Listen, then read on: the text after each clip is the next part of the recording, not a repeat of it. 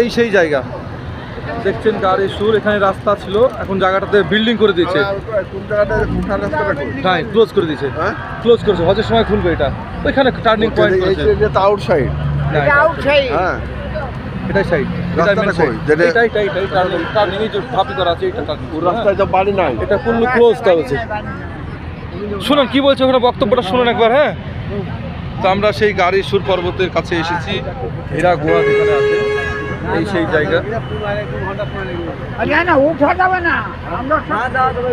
আপনারা দেখছেন যেখানে মা খাদিজা রাদিয়াল্লাহু তাআলা আনহা আমাদের হুজুর পাক সাল্লাল্লাহু আলাইহি সাল্লামের জন্য যেখানে খাবার নিয়ে আসতেন।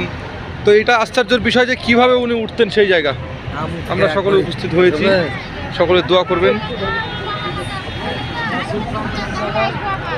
ঘুরতে এক জায়গায় দাঁড়াও।